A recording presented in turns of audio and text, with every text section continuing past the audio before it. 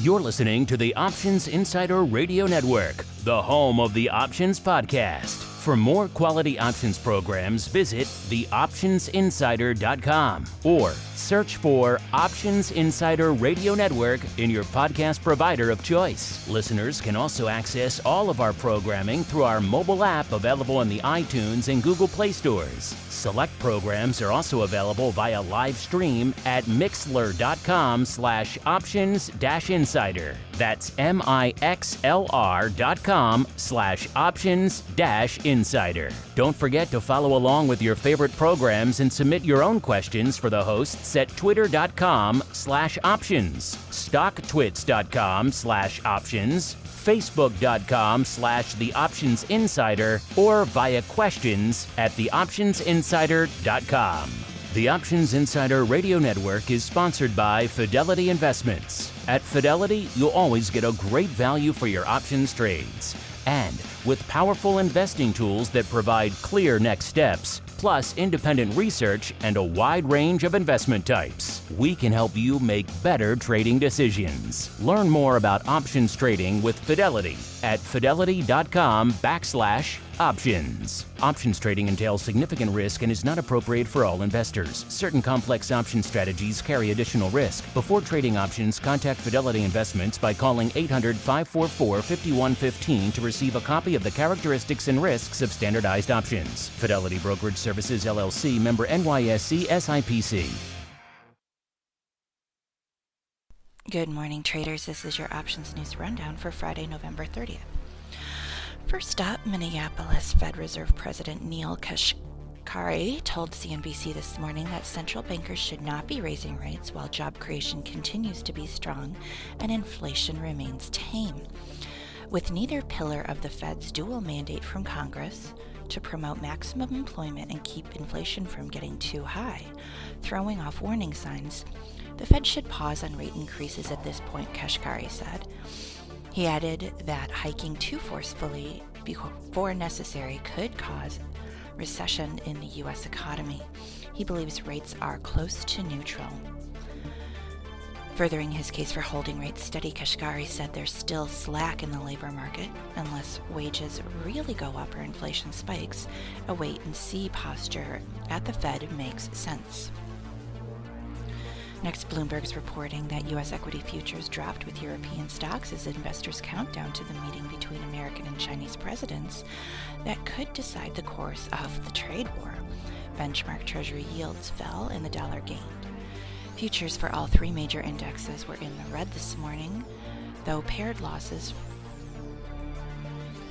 some paired losses after Trade Representative Robert Lighthizer expressed optimism that Presidents Donald Trump and Xi Jinping would make progress over this weekend. Car makers and banks led a retreat in the Stoxx 600 Europe index, while shares gained in Tokyo, slipped in Seoul, and slumped in Sydney. Shanghai and Hong Kong stocks advanced even as data showed that China's economy remains in a weak patch. WTI crude dropped below $51 a barrel, on track for the biggest monthly slump in a decade, and the euro weakened after data showed inflation in the common currency region easing. Finally, Reuters is reporting that the leaders of Mexico, Canada, and the United States signed a North American trade pact this morning after brinkmanship over the final details of the deal continued through the eve of the signing. They agreed on a deal in principle to govern more than $1 trillion worth of mutual trade after a year and a half of acrimonious negotiations, concluded with a late-night bargain just an hour before the deadline on September 30th. Since then, all three sides have bickered over the wording and the finer points of the deal, and still had not agreed just hours before officials were due to sit down and sign it as the G20 summit kicks off in Buenos Aires. Legislators from all three countries still have to approve the pact, officially known as the United States-Mexico-Canada Agreement, before it goes into effect and replaces the North American Free Trade Agreement. That's all we have for today. You can find all of these stories and more on theoptionsinsider.com. Dan will be back on Monday with more options news you can use.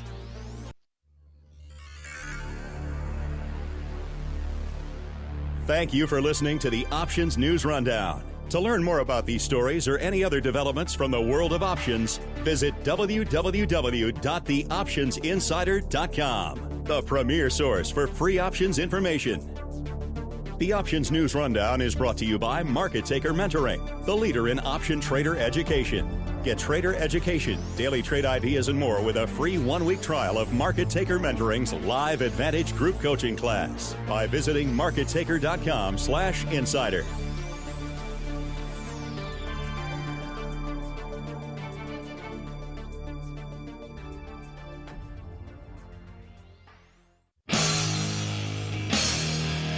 The preceding program was a production of the Options Insider Radio Network. For more quality options programs, visit www.theoptionsinsider.com or search for Options Insider Radio Network in your podcast provider of choice. Listeners can also access all of our programming through our mobile app, available in iTunes and on Google Play.